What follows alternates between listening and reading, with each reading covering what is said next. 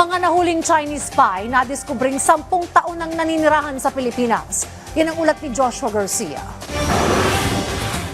Taong 2013 pa, nasa Pilipinas ang di umano'y spy sa bansa na isang Chinese national. Nakamakailan lang ay nahuli, kasama ang 2 Pilipino na umano'y kasabwat nito.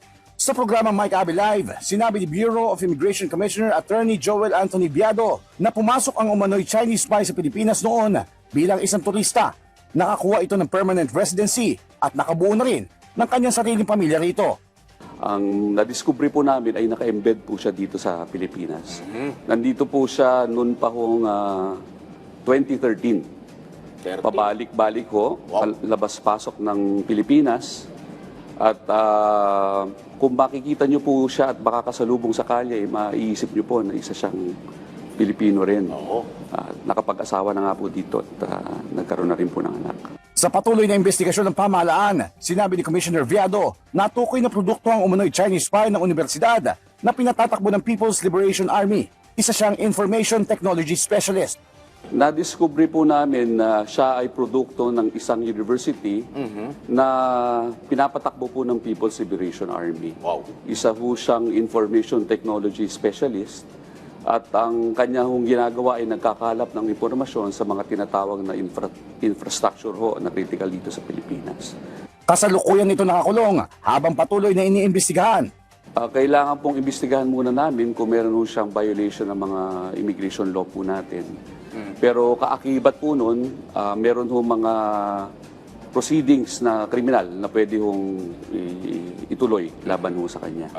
Totoo ba yung, although yung pangalan hindi pa lumalabas, pero alam naman natin, hindi ko naman lahat, pero madalas ganyan, mga fake yung mga pangalan. Anong assurance na itong taong ito ay magsasabi ng totoo? Ang una ho namin ginagawa dyan, alamin po namin kung ano yung mga dokumentong hawak po niya para ho pwede namin ikumpira dito sa mga records ho ng NBI.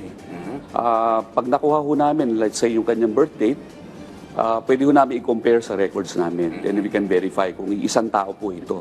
Ayon kay Viado, wala pa silang nakikitang koneksyon ng umano'y Chinese spy sa ilang issue sa bansa. Ito ba ay related sa Pogo operation ng grupo ni na Alice Goo?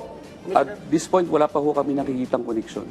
Meron bang posibilidad o lumapit sa issue na related doon sa issue ng West Philippine Sea na ang China, alam naman natin, nanghihimasok po sa West Philippine Sea. Baka ito ay kahabahagi nga ng espiya nila. Alam mo na, meron bang anggulong ganoon o lumalapit doon sa posibleng resulta ng ganoong klase? Sa punto po ngayon, hindi po natin masabi po yan, pero hindi po maiwasan na ikabit sa ganyang issue. Samantala, para hindi makapasok ang mga espiya o iba pang banyaga na gagawa ng hindi maganda sa bansa, naniniwala ang BI Commissioner na dapat higpitan ang pag-i-issue ng visa sa mga foreigner.